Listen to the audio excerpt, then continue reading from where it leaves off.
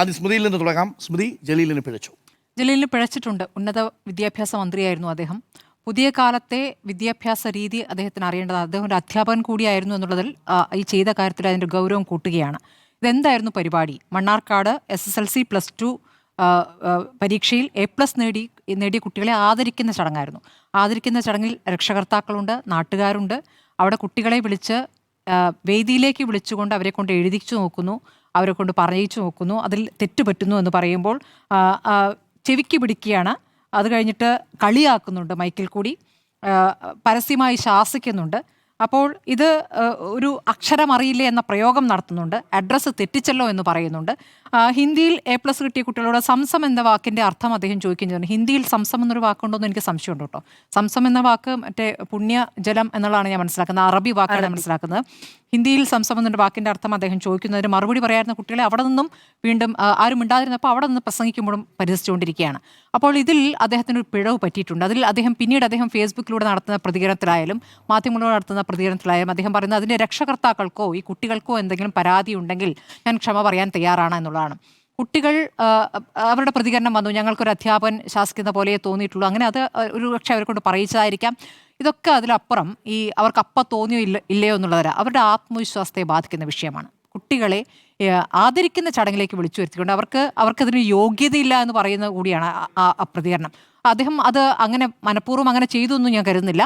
അദ്ദേഹത്തിൻ്റെ ശൈലിയായിരിക്കാം. പക്ഷേ ഫലത്തിലുണ്ടാകുന്ന അതാണെന്നുള്ളതാണ്. കുട്ടികളുടെ ആത്മവിശ്വാസം തകർക്കുന്ന രീതിയിലാണ് ആ പ്രതികരണം. നമുക്കറിയാം, ഇപ്പോൾ അധ്യാപകർ ക്ലാസ്സിൽ കുട്ടികളെ അടിക്കാൻ പാടില്ല.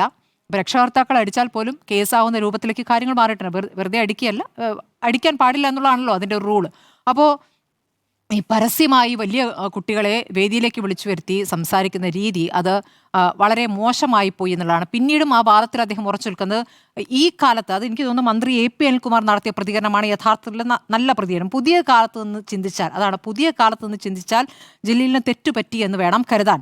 അപ്പോൾ അദ്ദേഹം നിൽക്കുന്നത് ഇപ്പോഴും പഴയ കാലത്താണ് എന്നാണ് അദ്ദേഹത്തിന് മനസ്സിലാക്കുക. എനിക്കും അങ്ങനെയാണ് തോന്നുന്നത്. അദ്ദേഹം പഴയ കാലത്ത് നിന്നുള്ള അദ്ദേഹത്തിൻ്റെ പഴയ അധ്യാപന കാലത്തെ അദ്ദേഹത്തിൻ്റെ ശൈലിയാണ് അദ്ദേഹം എടുത്തിരിക്കുന്നത്. അതൊരു ശരിയായ രീതിയാണെന്ന് എനിക്ക് തോന്നുന്നില്ല. അപ്പോൾ വേറെ 2 കാര്യങ്ങളുണ്ട് ഇതിൽ.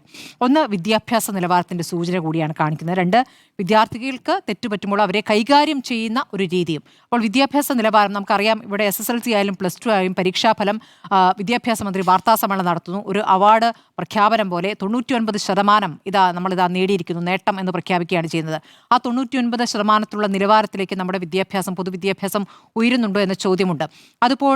ഇപ്പോൾ ഇത് വിമർശനമായി വരുമ്പോൾ ഇപ്പോഴത്തെ വിദ്യാഭ്യാസ മന്ത്രി കഴിഞ്ഞ 10 വർഷത്തെ വിദ്യാഭ്യാസ നിലവാരത്തെയൊക്കെയാണ് വിമർശിക്കുന്നത്. പക്ഷേ അങ്ങനെ ഏതെങ്കിലും ഒരു കാലത്തേക്ക് ചൂണ്ടിക്കാണിക്കാനുള്ളൊരു കാര്യമായിട്ട് എനിക്ക് തോന്നുന്നില്ല. കാലങ്ങളായി വിദ്യാഭ്യാസ പദ്ധതി ഏത് രൂപത്തിൽ നടപ്പാക്കുന്നു, അധ്യാപകർക്ക് ആ നിലവാരമുണ്ടോ, അധ്യാപകർ വിദ്യാർത്ഥികൾക്ക് അത് പകർന്നു കൊടുക്കുന്നില്ല, ആ നിലവാരം എത്തുന്നുണ്ടോ, വിദ്യാർത്ഥികൾക്ക് പരീക്ഷയ്ക്ക് കിട്ടേണ്ട അർഹതപ്പെട്ട മാർക്കാണോ നൽകുന്നത്, എല്ലാവരെയും ജയിപ്പിച്ചുകൊണ്ട് ഉന്നത നിലവാരത്തിൽ നമ്മുടെ വിദ്യാഭ്യാസ രംഗം ഉയരുന്നു എന്ന് കാണിച്ചുകൊണ്ട് 99% കിട്ടുന്നു എന്നൊരു വലിയ മേനിപറച്ചിലാണ്. ആ മേനിപറച്ചിലാണ് നമ്മൾ വിദ്യാഭ്യാസ മന്ത്രിയുടെ വാർത്താ സമ്മേളനത്തിൽ പലപ്പോഴായി കാണുന്നത്. അപ്പോൾ അതൊരു ശരിയായ രീതിയാണ്. അപ്പോൾ അതും ഒരു പരിശോധിക്കേണ്ട കാര്യമാണ്. പക്ഷേ അതിനുശേഷം ഈ പറഞ്ഞ KT ജലീൽ നടത്തിയ പ്രതികരണമാണ് അതിൽ കൂടുതൽ ഗുരുതരമെന്ന് തോന്നുന്നു. എനിക്ക് പ്രാദേശികമായി നടത്തുന്ന ചില പ്രയോഗങ്ങൾ, മഴ കുഴി എന്നൊക്കെ പറഞ്ഞ് അവർക്ക് മഴയെന്നും കുഴിയെന്നും പറയാൻ അറിയാത്തവരല്ല, പ്രാദേശിക ഭാഷയിൽ ഉപയോഗിക്കുന്ന പ്രയോഗമാണ്. അത് പറഞ്ഞുകൊണ്ട് ചിലരെ പരിഹസിക്കുകയാണ് ചെയ്തിരിക്കുന്നത്. അതൊരു പ്രാദേശികമായി ഭാഷാ വൈവിധ്യത്തെ പരിഹസിക്കുന്ന കൂടി വളരെ മോശമായി പോയി എന്നുള്ളതാണ്. ഇതിൽ വിദ്യാർത്ഥികൾക്ക് നൊന്തോ നൊന്തില്ലേ എന്നുള്ളതല്ല, ഇതിൽ തനിക്ക് പിഴവ് പറ്റി, ഇത് ഈ കാലത്ത് സ്വീകരിക്കേണ്ട രീതിയല്ലായിരുന്നു എന്ന് മനസ്സിലാക്കിക്കൊണ്ട് ജലീൽ അതിൽ ഖേദം പ്രകടിപ്പിക്കുകയാണ് വേണ്ടെന്നാണ് എനിക്ക് തോന്നുന്നത്. ഓക്കെ.